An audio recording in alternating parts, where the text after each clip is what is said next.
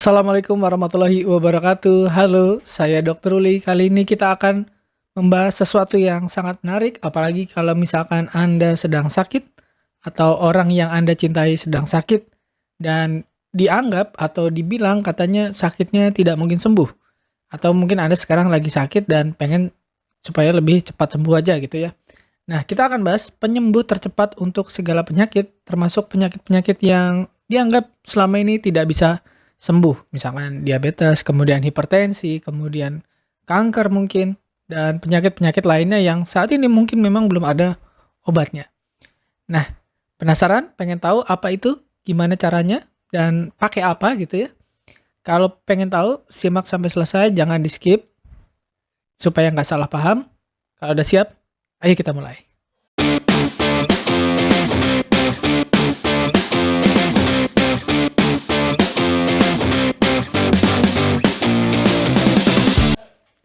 Nah, sebelum kita bahas gimana caranya, kita bahas dulu bagaimana tubuh kita bekerja. Jadi tubuh kita itu sebenarnya mesin yang membuat protein. Tubuh kita terdiri dari triliunan sel. Jadi dalam tubuh kita isinya sel semua, termasuk eh, mata, telinga, hidung, tenggorokan, paru-paru, jantung, ginjal, usus, dan seterusnya. Itu semua terdiri dari sel. Sel-sel kecil-kecil bergabung menjadi satu organ gitu ya, dan organ-organ bergabung menjadi satu tubuh manusia. Nah, setiap sel di dalam tubuh kita itu semua menghasilkan protein, memproduksi proteinnya. Proteinnya itu dipakai untuk misalkan membentuk sel, untuk membentuk eh, bangunan atau bentuk tubuh kita dan menjalankan fungsi-fungsi selnya. Nah, semua memproduksi protein kecuali sel darah merah. Nah, jadi misalkan nih protein yang dibuat tubuh kita misalkan sistem imun kita memproduksi protein namanya antibodi. Kemudian saluran cerna, sel-sel saluran cerna memproduksi protein namanya enzim. Kemudian di kulit ada kolagen, elastin gitu ya. Terus di otot kita semua memproduksi misalkan aktin dan miosin. Jadi mungkin Anda yang pernah belajar tentang sel ya memproduksi protein. Protein ini dipakai untuk menjalankan fungsi sehari-hari. Misalkan tadi antibodi itu untuk kalau ada infeksi gitu ya, kita lawan pakai apa? Antibodi. Kemudian enzim makanan masuk ya kita cerna pakai apa? Enzim. Termasuk juga misalkan hormon, misalkan pada pasien diabetes apa yang terjadi insulinnya kurang atau insulinnya tidak bisa diproduksi atau bisa memproduksi tapi kurang sensitif. Nah, sensitivitasnya itu juga ditingkatkan oleh namanya reseptor. Reseptor itu juga termasuk protein. Jadi banyak banget nih sebenarnya. Nah, siapa yang membentuk protein itu? Oke, sel tadi. Tapi siapa yang memerintahkan atau dari mana susunan protein itu akhirnya bisa terbentuk. Nah, supaya tubuh bisa memproduksi protein atau si sel-sel tadi bisa memproduksi protein, ada yang ngatur namanya gen. Nah, gen itu tidak menentukan takdir kita. Jadi anggaplah seperti gen itu seperti piano atau touch di keyboard kita ya. Ada hurufnya acak atau kalau di piano ada nada-nadanya. Dan kalau misalkan ditekan misalkan hurufnya BACA gitu, terus kita baca jadi baca gitu ya, TIDUR jadi tidur. Jadi tergantung apa yang diketik atau tergantung apa yang diekspresikan oleh gen itu, proteinnya apa, yang dibaca apa. Nah, gen itu bisa membuat protein yang membuat tubuh kita jadi lebih sakit dan bisa juga membuat protein yang membuat tubuh kita jadi lebih sehat gitu. Jadi misalkan Anda diabetes tipe 2, reseptornya kurang, itu berarti karena gennya tidak memproduksi reseptor dengan cukup gitu. Memproduksi protein yang akhirnya jadi reseptor. Atau Anda ke diabetes tipe 1 misalkan, ada sel-sel betanya rusak, jadi sel beta tidak memproduksi protein yang dipakai untuk memproduksi sel beta lainnya. Misalkan sel betanya masih ada tapi nggak bisa produksi insulin, berarti sel betanya tidak memproduksi protein yang akhirnya dijadikan hormon insulin misalkan gitu. Itu siapa yang mengatur tadi? Gen. Tapi gen sendiri itu tidak bisa kerja sendiri. Dia menunggu perintah tergantung dari lingkungannya, tergantung dari sinyal di sekelilingnya dia seperti apa. Jadi kalau di sekelilingnya misalkan lagi banyak tekanan, lagi banyak sampah, lagi banyak kotoran gitu, dia akan berusaha untuk bertahan hidup. Jadi yang dikeluarin protein-protein yang untuk pertahanan atau perlawanan. Tapi kalau misalkan lagi bagus, lagi bersih, lagi happy gitu ya. Nah, yang dikeluarin protein-proteinnya adalah protein untuk membangun tubuh kita, sel-sel tubuh kita. Nah, yang sering terjadi ketika kita sakit, itu kita memproduksi banyak sekali gen-gen atau gen-gen di tubuh kita memproduksi protein-protein yang bikin sakit. Contoh gini lah gampangnya, orang-orang yang punya gen diabetes itu banyak, tapi yang akhirnya jadi diabetes tidak semua. Siapa yang akhirnya jadi diabetes? Yang gennya akhirnya mengekspresikan diri atau mengeluarkan protein yang akhirnya membuat dia jadi diabetes gitu. Nah, yang punya gen lainnya apakah tidak sakit? Ya, itu hanya masalah gennya memproduksi protein atau enggak. Nah, gimana supaya bisa sembuh? Ya itu dibalik. Jadi gimana supaya gennya berhenti menghasilkan protein yang membuat dia jadi sakit, misalkan diabetes gitu ya. Kalau kanker gimana? Kanker juga sama. Jadi kanker itu ada gen kanker, misalkan saya punya gen kanker karena orang tua saya mungkin sakit kanker gitu ya. Nah, apakah saya aman dari kanker? Belum tentu.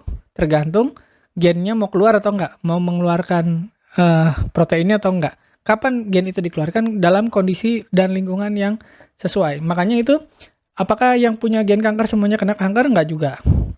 Tergantung kondisi, situasi, dan lingkungan. Terus apakah yang punya diabetes gennya diabetes udah pasti diabetes?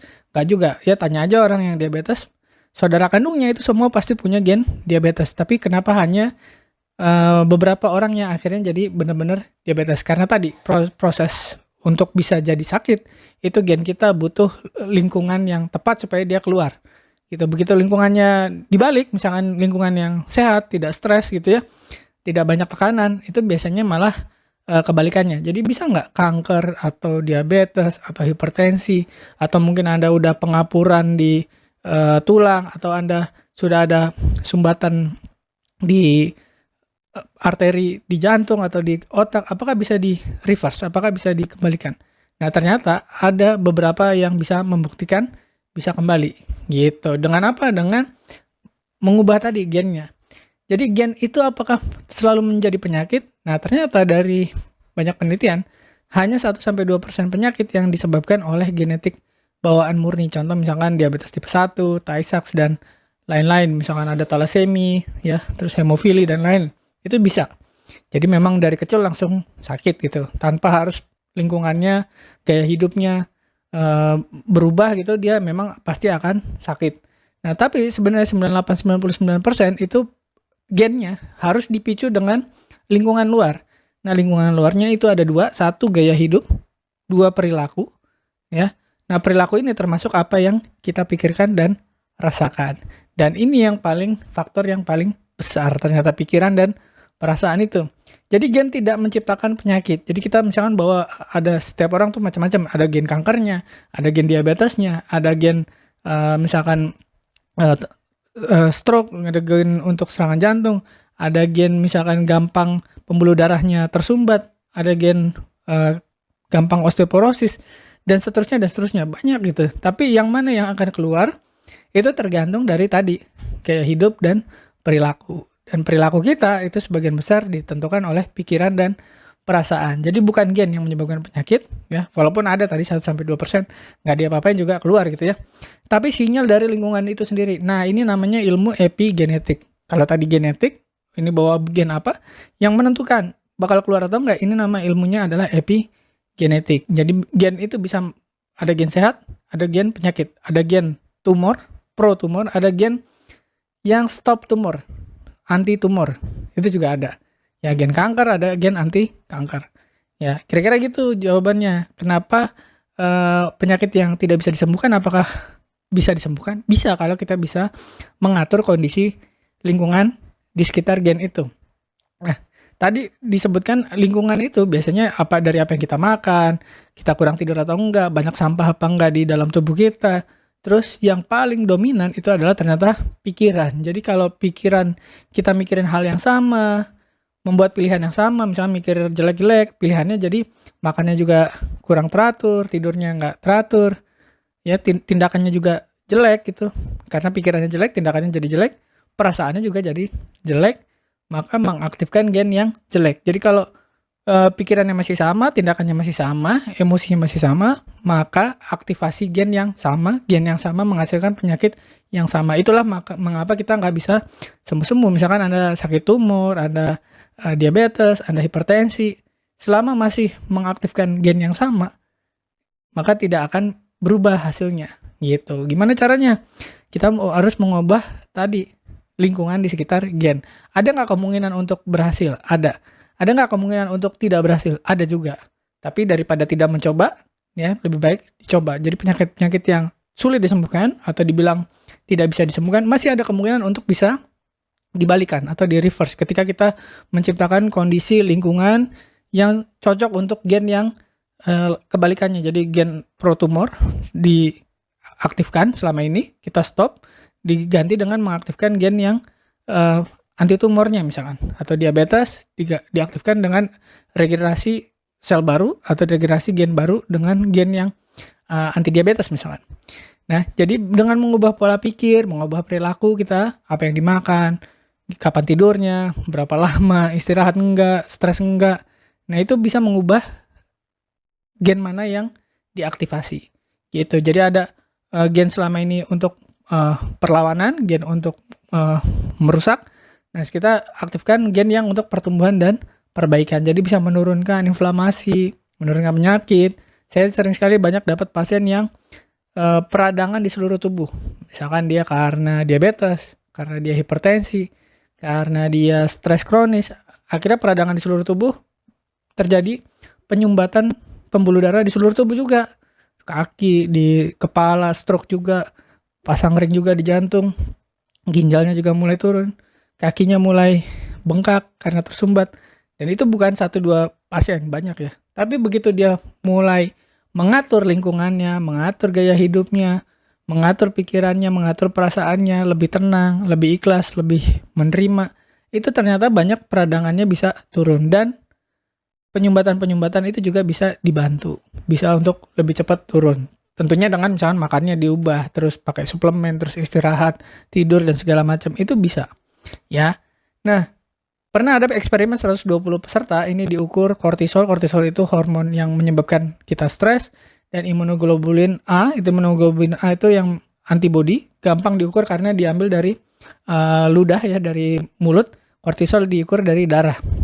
Nah, ternyata hormon stres yang tinggi itu menurunkan sistem kekebalan tubuh. Jadi kita gampang sakit, sering masuk angin, diare, terus GERD segala macam, dan juga menurunkan energi tubuh kita. Jadi metabolismenya biasanya ikut turun. Jadi gampang kedinginan, orang lain nggak kedinginan, kita kedinginan, gampang infeksi, gampang alergi, orang lain nggak alergi, kita alergi, atau tadinya dulu kita nggak alergi makan sesuatu sekarang jadi gatal-gatal atau bentol-bentol.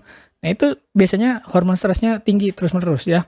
Jadi karena tubuh kita fokus pada melawan daripada memperbaiki apa yang rusak. Jadi yang rusak tambah rusak, ya. Yang bukan lawan dilawan. Itu makanya autoimun, ya, ada alergi yang berlebihan, gampang sakit. Nah, itu biasanya ciri-cirinya. Jadi kalau kita stres, ya, tubuh kita dan pikiran kita nggak seimbang, keluar dari homeostasis. Normalnya tubuh kita setiap ada kerusakan akan berusaha untuk memperbaiki dirinya sendiri, kembali ke titik tengah, namanya homeostasis. Nah, kalau stres itu menciptakan kondisi emosi yang negatif terus-terusan. Kalau emosinya negatif, gimana? Tindakannya juga negatif. Tindakan negatif, perilakunya negatif, emosinya negatif, pikirannya negatif, tubuhnya juga akhirnya mengaktifasi gen-gen yang jelek tadi. Nah, sebaliknya kalau emosinya positif, itu meningkatkan kesehatan. Kenapa? Karena syukur, kasih sayang, inspirasi itu membuat, udah ada penelitiannya, membuat detak jantung kita jadi teratur. Dan 120 peserta tadi dites, ya, dia disuruh untuk mempertahankan emosi positif 5 menit sampai 10 menit setiap hari. Jadi setiap hari misalkan Anda bisa 5 menit, 10 menit aja merasakan hal-hal yang positif. Selama ini orang yang sakit itu biasanya pikirannya kalau nggak marah, takut, cemas, sedih, banyak pikiran, ruwet gitu ya. Nah, bisa 5-10 menit aja setiap hari itu ternyata mempengaruhi tadi kadar kortisolnya, mempengaruhi imunoglobulin A-nya. Akhirnya ya penyakit-penyakit yang ringan itu bisa langsung cepat sembuh ya. Misalkan Anda batuk pilek, diare segala macam, itu cepat banget. Yang namanya sustained elevated emotion. Jadi kita menahan emosi positif selama beberapa menit, 5-10 menit ya. Biasanya 10 menit. 2-3 kali per hari. Nah, buat Anda yang muslim ini lebih mudah lagi. Setiap kali Anda selesai sholat, sebaiknya memang 10 menit aja bersyukur ya, bersyukur 10 menit ya, saat sholat atau setelah selesai sholat. 5 kali sehari udah cukup lah. Karena apa? Dari penelitiannya dengan 10 menit 2-3 kali per hari, setelah 4 hari kortisolnya turun secara signifikan dan imunoglobulin A-nya naik secara signifikan. Yang batuk pilek, yang masuk angin, yang diare, yang GERD itu semua sembuh 4 hari ya. Nah, tapi kalau yang sakit berat-berat misalkan kanker, terus diabetes, hipertensi, penyumbatan pembuluh darah itu ya butuh waktu lebih lama gitu ya. Dan butuh perubahan gaya hidup yang total. Gimana cara mengubahnya? Ubah pola pikir dan emosi satu. Karena dengan mengubah pola pikir dan emosi, gen yang diaktifasi juga berubah. Yang diaktifasi gen-gen perbaikan dan sistem imunnya naik. Dan rahasianya adalah sebenarnya kita bisa kok mengendalikan gen kita. Dengan cara gimana? Mengendalikan lingkungan atau situasi lingkungan di mana sel kita itu hidup. Ya, caranya gimana? Milih hidup sehat. Makan yang sehat, tidurnya cukup, ya. Dan pola pikir lebih positif, ya jangan stres terlalu lama, sesekali bersyukurlah. Atau kalau bisa ya setiap saat bersyukur. Itu akan membuat lingkungan di sekitar sel-sel kita jadi lebih sehat, jadi dia bisa keluar gen-gen yang baik. Dan diingat-ingat, stres jangka panjang itu meningkatkan aktivasi gen-gen yang membuat penyakit gitu. Jadi dari hasil penelitian yang tadi 120 orang itu, ternyata dengan 10 menit aja rasa syukur setiap hari itu bisa menyembuhkan. Penelitiannya 4 hari, itu IgA-nya naik secara optimal dan kortisolnya turun secara signifikan. Jadi denyut jantungnya lebih teratur, tekanan darahnya turun, gula darah lebih stabil. Nah, bayangkan kalau Anda bisa setiap hari. Bukan tidak mungkin misalkan Anda sakit sendi, artritis, Anda ada kanker atau tumor, itu bisa ada perbaikan.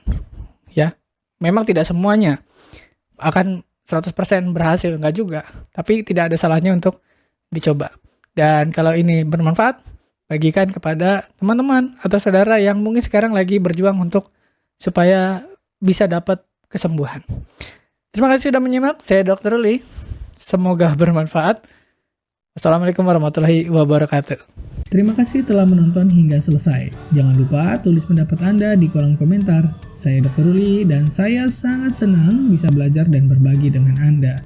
Salam hidup sehat dan mulia. Jangan lupa tekan tombol like, subscribe, lonceng notifikasi, dan ikuti media sosial kami sehingga Anda tidak akan melewatkan ilmu berguna lainnya dari kami. Sampai jumpa di video berikutnya.